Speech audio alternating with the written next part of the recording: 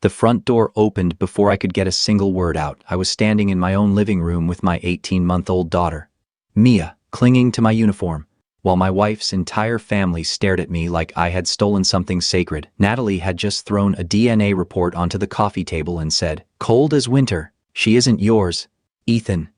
You were never her father." Then her mother, Diane, pointed at the hallway and snapped, "Get out of my daughter's house." Mia tightened her little fists around my collar and whispered, "Dada." That was when the front door opened, and the man who stepped inside silenced everyone. That morning, I had been at Joint Base Lewis McChord finishing inventory reports after 3 straight weeks of training rotations and inspections. I was tired in the way only the Army can make you tired, where even your thoughts feel like they're wearing boots. But underneath all of it, I was happy. I was going home. Mia was at daycare near base, and all I could think about was picking her up, hearing her yell "Dada," and carrying her into the kitchen while Natalie pretended not to smile. Things between Natalie and me had been cold for months. Short answers, missed calls, conversations that sounded more like scheduling conflicts than marriage. Still, I kept telling myself we were just worn down. Around 2:45, my phone buzzed. "Natalie, don't be late tonight. Mom wants the whole family together." I stared at the message longer than I should have. Diane Whitmore never wanted me around unless there was an audience. But part of me hoped this meant something different. Maybe Natalie had finally talked to her. Maybe we were going to sit down like adults and start repairing what had cracked. I texted back, "I'll be there by 6. When I picked up Mia, she ran into my legs, laughing, her little jacket half unzipped. I lifted her and kissed her cheek. Driving toward Tacoma, I remember thinking, maybe tonight is the beginning of us finding our way back. When I pulled into the driveway, the house looked too bright. Every downstairs light was on, and cars lined the curb like there was a holiday dinner waiting inside. Diane's sedan sat behind Natalie's SUV. Her brother's truck was there too, along with 2 vehicles from Whitmore Cookouts. I glanced at Mia in the rearview mirror. "Looks like Grandma went all out, kiddo." She kicked her little shoes and smiled. But the second I carried her through the front door, that warmth vanished. The living room was packed. Natalie's relatives filled the couch, the folding chairs, even the wall near the fireplace. No one stood. No one smiled. No one said my name. Natalie stood beside the coffee table with her arms crossed, and Diane stood next to her like a prosecutor waiting for the judge. I shifted Mia higher on my hip. "What's going on?" Natalie reached for the white envelope, pulled out one sheet, and tossed it onto the coffee table. "DNA results," she said. "Mia isn't yours." The room blurred at the edges. Mia pressed her cheek against my chest. I stared at Natalie. "What did you just say?" Diane stepped forward. "You heard her. You have no claim to this child. Get out of my daughter's house." Before I could answer, the front door opened behind me. A deep voice said, "Captain Walker." Everyone turned. Major General Thomas Reed stepped inside. Major General Thomas Reed stood in the doorway in his Army service uniform. 2 stars on each shoulder, his face unreadable. He didn't need to raise his voice. Men like him carried command in the way they entered a room. I straightened by instinct, Mia clinging to my collar. "Good evening, sir." "At ease." "Captain Walker." His eyes moved across the living room. Natalie's relatives packed into every seat. Diane still pointed toward the hall. Natalie beside the coffee table, pale but trying to look certain. Then he noticed Mia's trembling mouth. I seemed to have interrupted something. Natalie spoke first. "General Reed, this is a private family matter." "So I gathered." His calm made the room quieter. "Captain Walker, are you all right?" I tried to answer, but Mia hid her face in my neck. I put a hand over her hair and forced myself to breathe. General Reed stepped inside. "I came to congratulate one of my finest officers on his recent performance." His eyes shifted to Natalie. "I wasn't expecting this." Diane lifted her chin. "With respect, General, he has no right to be here." Reed glanced at the sheet on the coffee table. "May I ask what document is serious enough to require an audience?" Natalie hesitated, then handed it over. "It's a DNA report." The general adjusted his glasses and read in silence. No one moved. The same relatives who had stared at me like a criminal now watched him as if his opinion might become the only one that mattered. After nearly a minute, he lowered the paper. "Who ordered this test?" Natalie swallowed. "I did." "Where was it performed?" She named a laboratory I had never heard of. "Was Captain Walker present when the sample was collected?" "No." "Was there a court order?" "No." "Was Mia's sample collected by a neutral technician?" Natalie's eyes flickered. "I mailed it in." Was chain of custody documented? I don't know. Was Captain Walker notified before the test? No. Did he consent to it? Natalie's jaw tightened. He didn't need to. The room went dead quiet. General Reed folded the report and placed it back on the table. I have spent 36 years making decisions based on evidence. This is not evidence. Diane scoffed. It proves he has been pretending to be that baby's father. No, ma'am, he said evenly. It proves someone printed a document. A few people looked down. Natalie's brother shifted in his chair. For the first time since I walked in, uncertainty moved through the room. Natalie's voice sharpened. Are you calling me a liar? I'm saying paternity is too serious for shortcuts. Assumptions or public humiliation. He looked around the room. If this family wants the truth, then the truth should be established by an accredited laboratory, under proper procedure, with every party notified and every sample protected. Mia lifted her head and whispered, "Dada." The word nearly split me open. General Reed looked at me. Captain Walker, did you know any of this was happening tonight? No, sir. Were you given a chance to review this before being accused in front of this room? No, sir. His expression hardened. Then, this is not a family discussion. This is an ambush. Diane stepped forward. He cannot just take the child and leave. General Reed turned to her, controlled and cold. Until a court says otherwise, he is that child's legal father. I strongly suggest no one here attempts to interfere with that. For the first time all night, Diane had nothing to say. The general stepped beside me, close enough that I no longer felt alone. Captain, he said quietly, I believe you and your daughter should leave tonight. Not in anger, not in fear, in order. I adjusted Mia against my shoulder and looked once at Natalie. I wanted to ask how she could do this. I wanted an answer that made the room make sense again, but Mia was shaking in my arms. So, I turned toward the door. For the first time that night, I wasn't walking out as a man being erased. I was walking out as a father who still had the truth. General Reed walked Mia and me all the way to my truck. The night air outside felt colder than it should have for late spring in Washington. Behind us, the house glowed through the windows like nothing ugly had happened inside, like a room full of people hadn't just tried to cut me out of my daughter's life with one sheet of paper. My hands were steady until I tried to buckle Mia into her car seat. Then they started shaking. The strap slipped through my fingers twice. Mia looked up at me with wet eyes, confused and tired, still holding the collar of my uniform like she was afraid someone might pull me away from her. Dada, she whispered. I'm here. Baby girl. My voice sounded rough. I'm right here. General Reed waited beside the truck without rushing me. When I finally closed the back door, he spoke quietly. Captain Walker. I turned toward him. Sir, breathe. That one word nearly broke through everything I had been holding back. I looked away toward the dark street, jaw tight, eyes burning. I had been trained to stay calm under pressure, to make decisions when the room turned hostile, to keep my head when people around me lost theirs. But no training prepares a man for hearing his wife say he was never his child's father. I don't understand, I said. How does someone plan something like that? General Reed didn't answer quickly. He looked back at the house, then at me. I've seen good soldiers lose everything because they tried to defend themselves in the wrong room, he said.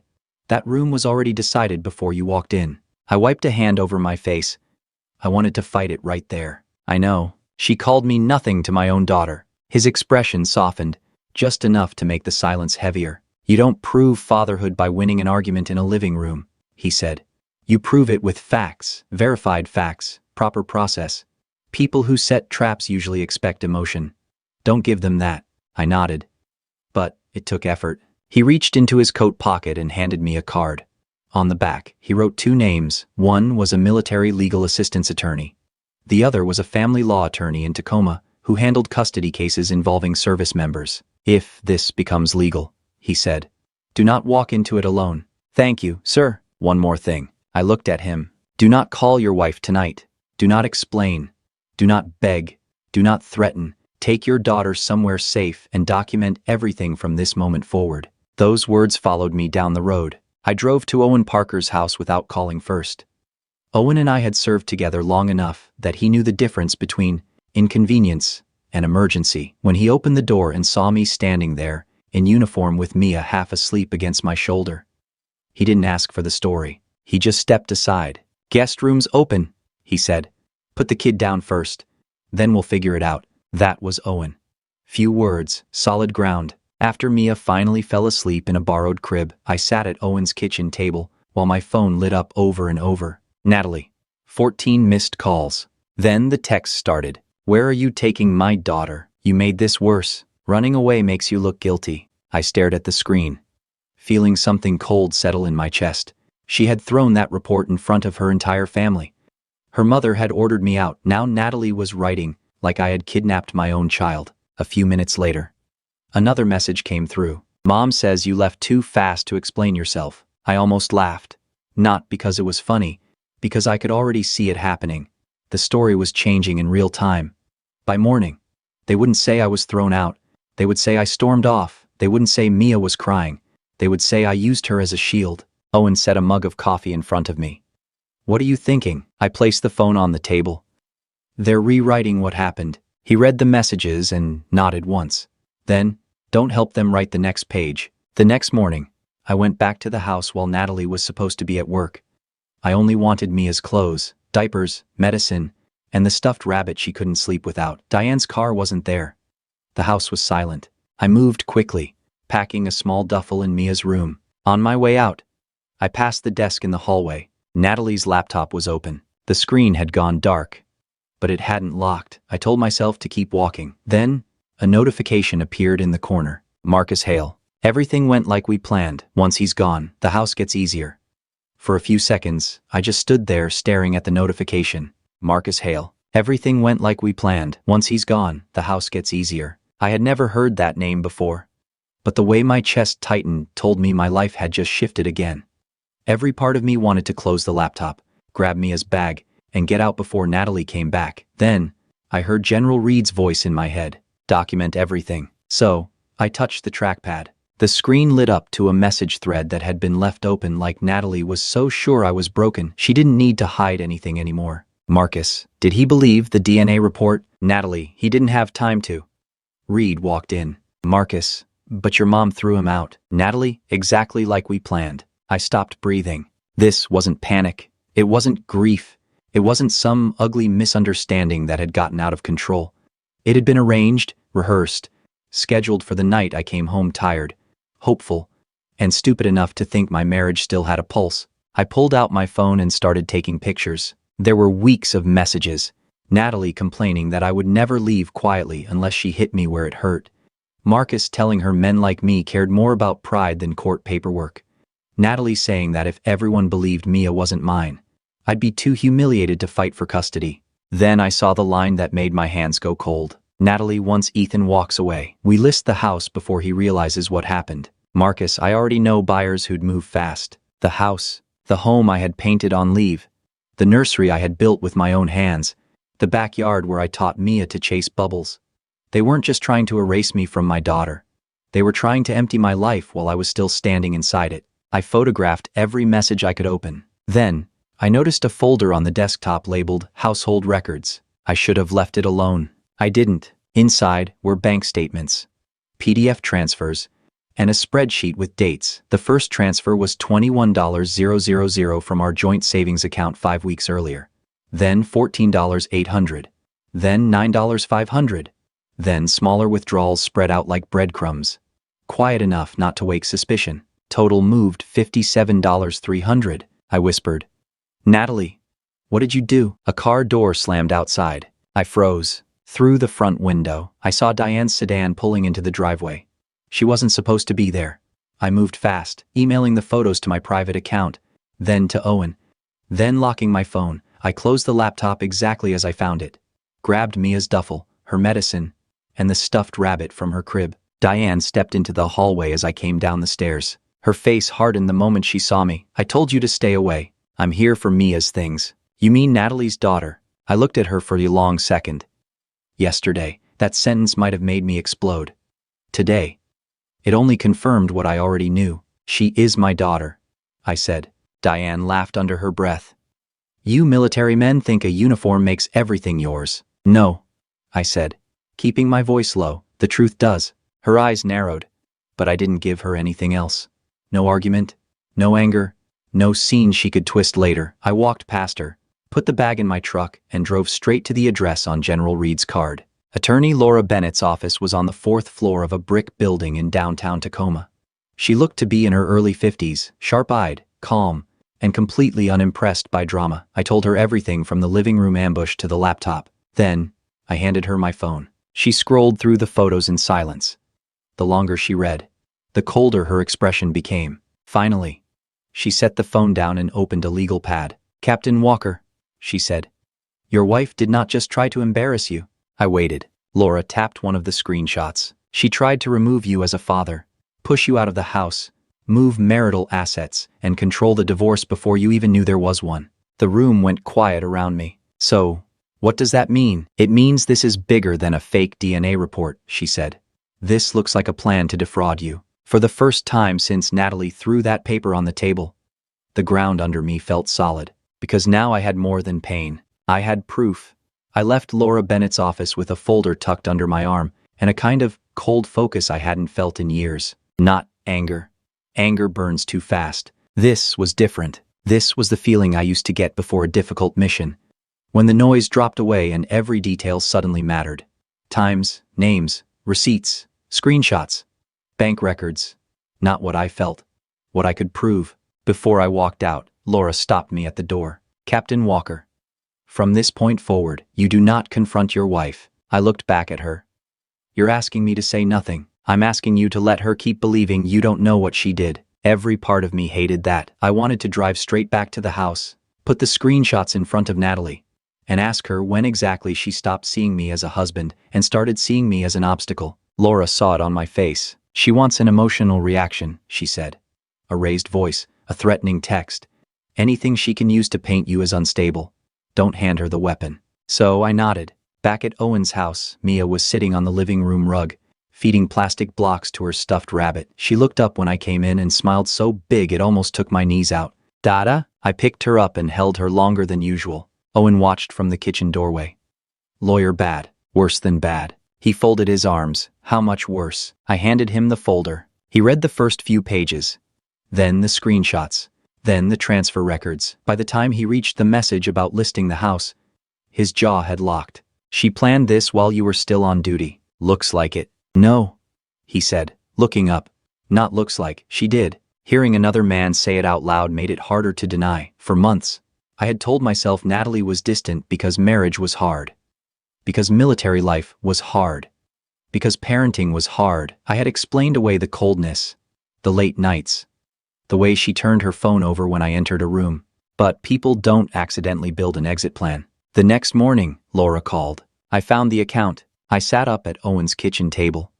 "What account?" "The one your joint savings was being moved into." My grip tightened around the phone. Natalie had opened a separate account nearly 9 months earlier. The transfers hadn't happened all at once. They were staggered, quiet. $4,000 here. $6,500 there. Then the larger withdrawals closer to the night of the ambush.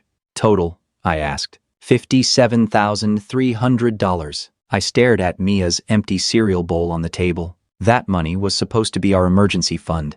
Mia's future. The down payment for the bigger house Natalie kept saying we needed. Laura continued.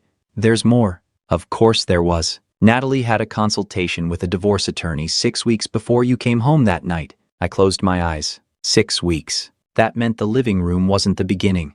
It was the performance. "And the DNA lab?" I asked. I checked. The company listed on that report is not accredited for court-admissible paternity testing in Washington. So the report is worthless. In court. Likely yes, but socially. Laura paused. "It was useful enough to humiliate you." That landed harder than I expected. Natalie hadn't needed the report to be real. She only needed the room to believe it long enough to break me. Later that afternoon, a General Reed called. "Captain Walker." "Sir, how are you and your daughter?" "Safe." "Good." "Legal counsel?" "Yes, sir." "Laura Bennett." "Excellent choice." Then his voice grew firmer. "Remember what I told you. No unnecessary battles." "I know. Your wife set a trap for your temper. Do not step into it." After the call, I stood at Owen's back window watching Mia chase bubbles across the yard. She laughed every time one popped against her hands, completely unaware that adults were trying to turn her life into evidence. That was when something inside me settled. Natalie thought silence meant weakness. She was wrong. My silence was no longer surrender. It was strategy. The court-approved DNA test was scheduled for the following Tuesday morning. Laura insisted every step go through an accredited lab recognized by Pierce County. No private envelopes, no mailed-in swabs, no mystery paperwork printed from a company nobody could verify. If the truth is on your side, she told me, let the process protect it. I arrived 20 minutes early with Mia in my arms. She was wearing a yellow sweater and, holding the stuffed rabbit I had gone back to get from the house, she kept tapping its nose against my shoulder, whispering nonsense words like the waiting room was just another place adults had made boring. Natalie arrived late. Diane came with her. They walked in together, both dressed like they were attending a hearing instead of a cheek swab. Natalie barely looked at me. Diane looked at Mia, then quickly looked away. Laura leaned closer. Stay calm. I am, and I was. Not because it didn't hurt, but because I finally understood the difference between pain and control. A technician called us back one at a time. Everything was documented, identification checked, signatures witnessed, samples sealed in front of us. Mia's cheek was swabbed first. She frowned, then reached for me immediately afterward. Dada. The technicians smiled gently. Natalie's jaw tightened. Then they swabbed me. Then, Natalie. 15 minutes later, it was done. As we walked toward the parking lot, Natalie finally spoke. You really think this changes anything? I looked at her. For a second, I saw the woman I had married. Then, I saw the woman who had stood in our living room and tried to erase me. I think the truth already has. She gave a short, bitter laugh. You always did love sounding noble. I didn't answer. Laura had warned me that people caught in lies often throw bait when evidence starts closing in, so I buckled Mia into her car seat, shut the door, and drove away without giving Natalie another sentence to twist. 3 days later, Laura called. The results are in. My hand froze around my coffee mug. Can I come to your office? Yes, she said. You should. I don't remember the drive clearly. I remember red lights taking too long. I remember gripping the steering wheel until my knuckles hurt. I remember telling myself I had never doubted Mia. Not once. But still feeling like the whole world was holding its breath. Laura's office was quiet when I arrived. She had a sealed envelope on her desk. She didn't open it right away. Ethan, she said. Are you ready? I nodded. She opened the envelope, unfolded the report, and read silently for a moment. Then her face softened. The probability of paternity is 99.9999%. For several seconds, I couldn't move. I had known. God help me, I had known. But seeing it written in black ink, under proper procedure, with no one yelling over it, no one pointing at a door, no one calling me a stranger to my own child, it hit somewhere deeper than relief. I pressed my fist against my mouth and looked away. Laura gave me the time to collect myself. She's your daughter, she said quietly. I nodded, but my voice came out rough. She always was. That afternoon, Natalie received the same result. She didn't apologize. She didn't ask about Mia. She didn't call to say she had been wrong. She sent one text. The lab made a mistake. I stared at the words, then handed the phone to Laura. She read it and sighed. When someone rejects verified evidence, they're not confused anymore. They're committed. The next morning, Natalie called 7 times. I didn't answer. Then another call came in from a number I recognized but hadn't expected. Claire Whitmore.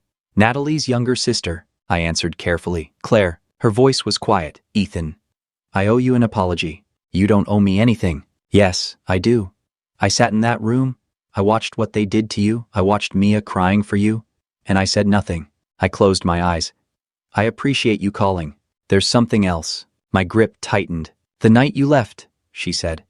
After everyone went home, I saw Natalie throw an envelope into the fireplace. What kind of envelope? I don't know. But she looked scared. Not angry, scared. The room around me seemed to narrow. Claire took a shaky breath. After the real DNA results came back, I kept thinking about it. I think whatever she burned would have proved she knew the truth before that night. After we hung up, I stood there with the phone in my hand, listening to Mia laugh in Owen's living room. Natalie wasn't fighting for truth. She was fighting to bury it. By the end of that week, the truth had started moving through Natalie's family without me saying a word. That was the strange part. I didn't call anyone. I didn't post anything. I didn't defend myself in group chats or send screenshots to people who had sat in my living room judging me. I just let the official DNA result exist, and that was enough. The first call came from Natalie's Aunt Marlene. Ethan, she said, her voice small. I don't know how to even begin. You don't have to. No, she whispered. I do. I sat there while they treated you like you were some stranger trying to steal that child. I should have asked questions. Then Natalie's cousin called. Then her uncle.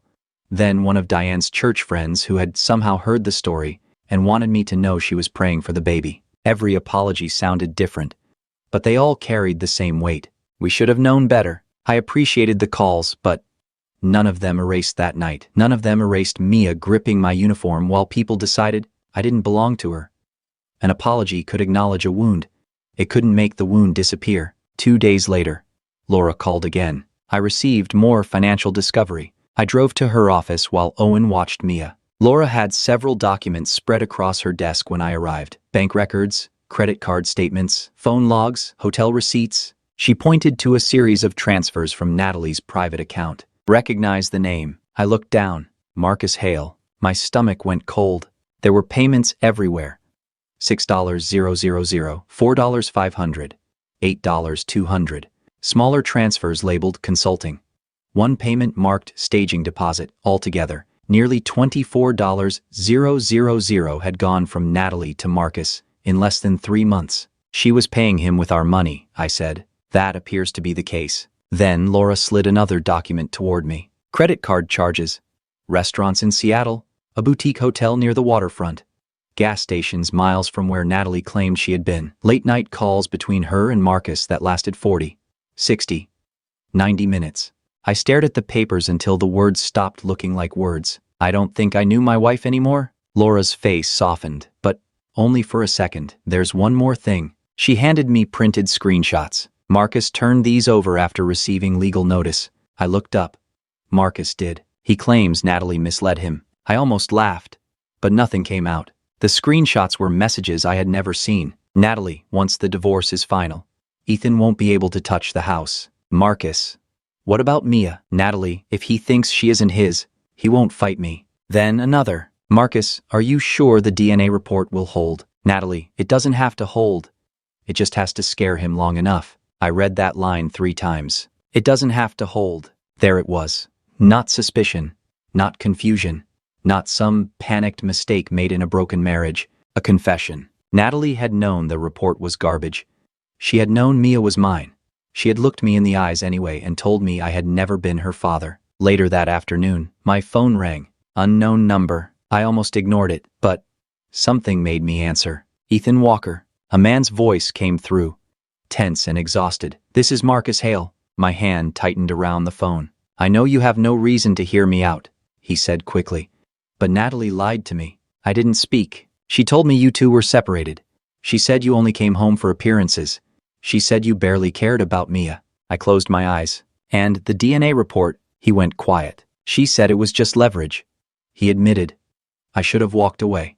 Yes, I said. You should have. His voice cracked slightly. I gave your attorney everything. I'm not asking you to forgive me. That little girl deserves better than what we did. After the call ended, I sat in Owen's backyard while Mia chased bubbles through the grass. She laughed every time one burst in the air, watching her. I realized this fight had never really been about proving I was a good man.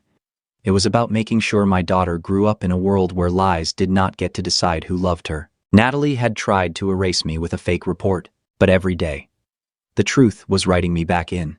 The divorce hearing was scheduled for the second week of October at Pierce County Superior Court. By then, nearly 4 months had passed since Natalie and her family tried to erase me from Mia's life in our own living room. I walked into the courthouse wearing a dark suit instead of my uniform. Laura had told me not to come in looking like a soldier. Today, she said, you walk in as Mia's father. Owen waited outside the courtroom with Mia, who was busy trying to feed crackers to her stuffed rabbit. Before I went in, I knelt in front of her. I'll be right back, baby girl. She touched my tie and said, "Dada nice." I had to stand quickly before my face betrayed me. Inside the courtroom, Natalie sat beside her attorney, hands folded, eyes fixed on the table. Diane sat behind her, looking smaller than I remembered. She didn't glare this time. She didn't even look at me. When the judge entered, everyone stood. Laura was calm from the beginning. She didn't attack, she didn't dramatize. She simply laid out the truth in the order it happened. First, the fake DNA report. Then the court-approved DNA test. proving I was Mia's biological father, with 99.9999% probability. Then the screenshots between Natalie and Marcus discussing how to use the report to scare me away from custody. Then the bank records showing $57,300 moved out of our joint savings. Then the transfers to Marcus Hale. Then the messages where Natalie admitted the DNA report did not need to hold up in court. It only needed to frighten me long enough. The courtroom grew quieter with every exhibit. Natalie's attorney tried to argue that she had acted out of emotional distress and genuine confusion. The judge looked down at the printed text messages for several seconds before raising his eyes. "Mrs. Walker," he said, "did you know this first DNA report had not been verified by an accredited laboratory?" Natalie's mouth opened, then closed. I believed it was enough to raise concerns. Laura stood. "Your Honor, may I direct the court to Exhibit 14? The judge read silently. "Natalie, it doesn't have to hold. It just has to scare him long enough." No one spoke. The judge removed his glasses. "Mrs. Walker, this message suggests you are not seeking truth. You are attempting to manipulate custody and marital property." Natalie looked down. Her attorney didn't object. Then came custody. The judge reviewed Mia's daycare records, medical appointments, my service schedule, Owen's statement, Laura's filings, and a written character reference from Major General Reed. Part of his statement was read aloud. "Captain Ethan Walker has consistently demonstrated discipline, honesty, and sound judgment in every matter I have observed, including his conduct during a personal crisis. He placed his daughter's safety above his pride." I stared at the table until I could breathe normally again. After nearly 4 hours, the judge issued his decision.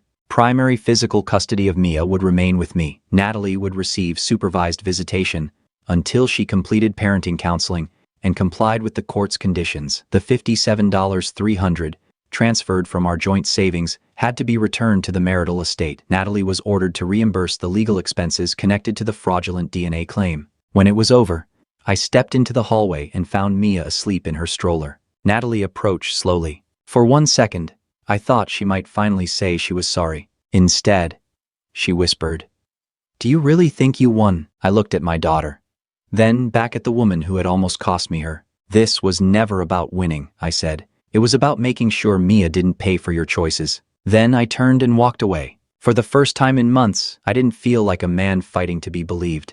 I felt like a father who had finally been heard. Almost 6 months passed before I saw Diane Whitmore again. By then, life had started to settle into something that almost felt normal. Mia and I had moved into a small rental house on the edge of Tacoma, close enough to base that I could manage duty and daycare without feeling like I was always racing the clock. Owen still came by often, usually with groceries he claimed he accidentally bought too much of. Mia was growing fast. She had started putting little sentences together, and every morning she insisted on helping me make eggs, which mostly meant dropping pieces of toast on the floor and laughing when I pretended not to notice. For the first time in a long time, home felt safe. Then one Saturday afternoon, someone knocked on the front door. I checked the peephole and went still. Diane stood on the porch holding a small white gift bag. She looked different. Older. Yes, but not just older, smaller. The woman who had once pointed down my hallway and ordered me out of my own life now stood with both hands wrapped around a paper bag, like it was the only thing keeping her upright. Owen was in the kitchen. "Want me to handle it?" I thought about saying yes. Instead, I opened the door and stepped outside, closing it behind me. For a few seconds, neither of us spoke. Diane looked at the porch boards. "I don't expect you to forgive me." "Then why are you here?" Her mouth trembled. "Because I need to say it anyway." I crossed my arms, not to intimidate her, but because I didn't trust myself to do anything else. "I replay that night every day," she said. "I hear myself telling you to leave. I see Mia crying for you." Her eyes filled, and I never once asked whether my own daughter was telling the truth. The words sat between us. They were the first honest thing Diane had ever said to me. "I believed Natalie," she whispered. "I know. I thought I was protecting my family." I looked at her. "You already had one." That broke something in her face. She closed her eyes, and when she opened them again, tears were running down both cheeks. "I failed you," she said.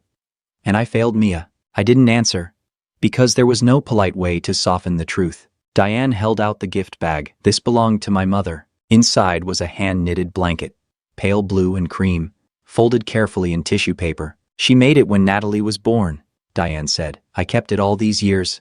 Her voice shook. I know I have no right to give Mia anything, but I thought, maybe she should have something from the side of the family that hurt her, before all of us became nothing but a bad memory. I looked down at the blanket. For months, I had imagined this conversation. In some versions, I shouted. In others, I shut the door in her face. But standing there, looking at an old woman holding a baby blanket and the weight of her own shame, I didn't feel powerful. I felt tired. Thank you, I said. Diane nodded quickly. Like even that was more than she deserved. There's one more thing. I waited. I'd like the chance to know my granddaughter. That word stopped me. Granddaughter, not the child. Not Natalie's daughter. Not that baby. Granddaughter. I looked toward the window. Inside, Mia was sitting on the rug, stacking blocks beside Owen's boots. I can't pretend none of this happened, I said. I know. You accused me in front of an entire room. I know. You tried to make my daughter a weapon against me. Her face crumpled. I know. You don't get unlimited access because you feel guilty now. I'm not asking for that. I studied her for a long moment. I won't teach Mia to hate you, I said. But I also won't let anyone confuse her about who her father is. Diane nodded through tears. I understand. We start small. Short visits. With me there. No talking about Natalie. No blaming. No rewriting what happened.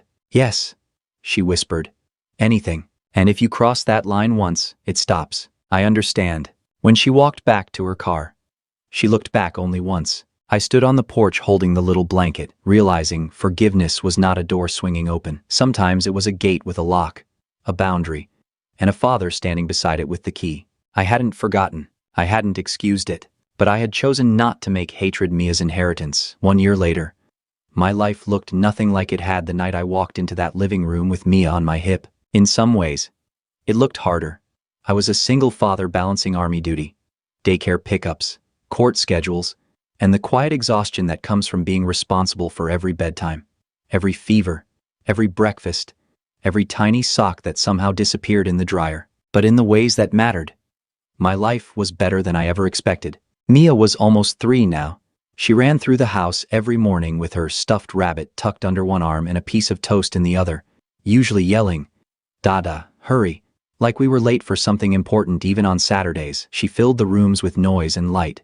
She had no idea how many adults had once argued over where she belonged. Children have that gift. They don't measure life by betrayal. They measure it by who shows up. I had been promoted to major that spring.